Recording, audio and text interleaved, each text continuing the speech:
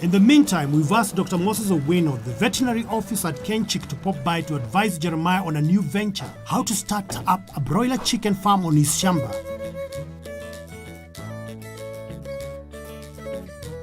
And Granddad takes a keen interest. Where you site the poultry shed is important. You are supposed to site it where there's no human traffic, where people are not passing, like near the kitchen. The other thing that you need to consider is the spacing that you're going to provide for the birds. If you're keeping 200 broilers, the spacing for broilers is 1 square foot per bird. That means if you're keeping 200, you'll need 200 square feet. The other thing you need to consider is the ventilation. Ventilation helps a lot in removing the ammonia from the poultry manure. The hygiene. At the entrance of the poultry shed, you must construct a footbath. The footbath you're going to put in water and a disinfectant, which you need to be replacing at least once a week. The floor to the poultry shed, you can either choose to make it cemented or it can be the normal earthen. But the key thing, it has to be level and compact. And do you need any heat? Once the house has been cleaned and the house is ready, the first thing that we're going to do, because chicks the first 3 weeks, they don't have feathers. So they are sensitive to cold. You need to provide heat for them.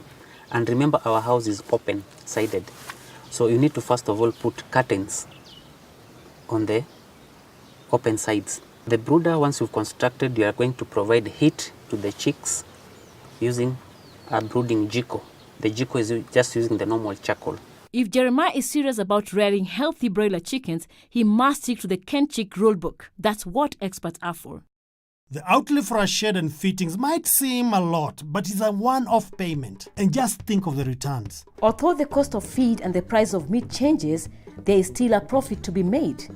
I'll come back with the 200 chicks, quality chicks from Kenchik. Yeah.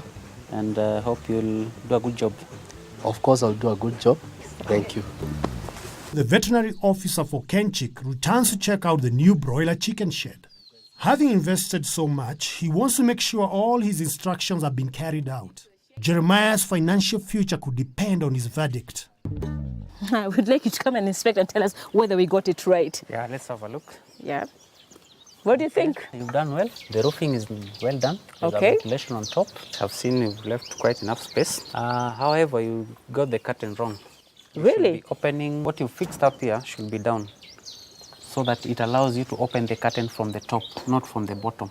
Why should I do it from the top, not from the bottom? If you open from the top, you allow in fresh air, but you avoid the cold wind. So you prevent the chicks from chilling. But if you open the other way around, you expose the chicks to cold, so they get chilled. Now let's go inside and see whether we got it right this time.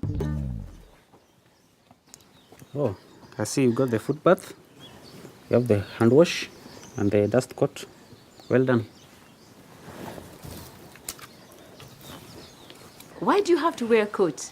Hygiene is very important for disease control. When you're wearing the dust coat, it ensures that you only wear...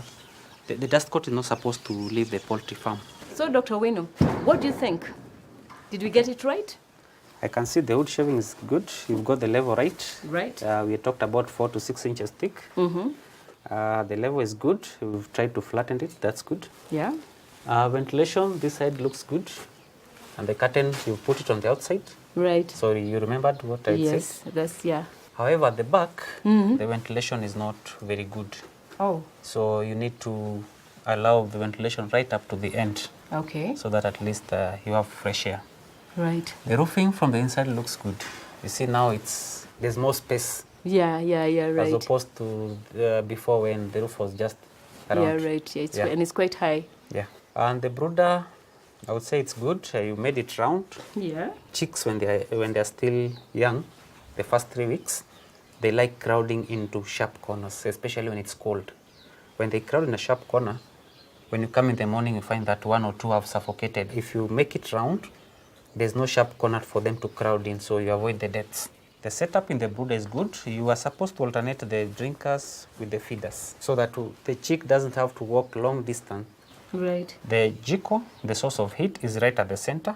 As opposed to the normal jiko that we use at home, this one you realize it's closed. So the charcoal burns slowly. You avoid wastage of... Yeah, maca. Yeah.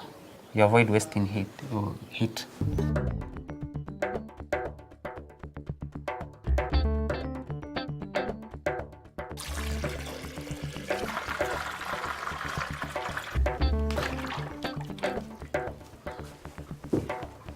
Everything's ready, so time to bring in the chicks.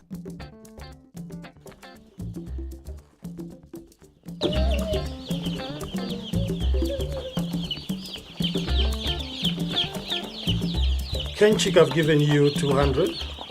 And just to remind you to be coming in here after 9 days to inoculate them. And we have given you 200 more. Thank you, Shamba Shepherd. Thank you, Kenchik. And all of you, I invite you for a dinner after a few months to come. We'll be there. We'll be there, Jeremiah. We'll be there.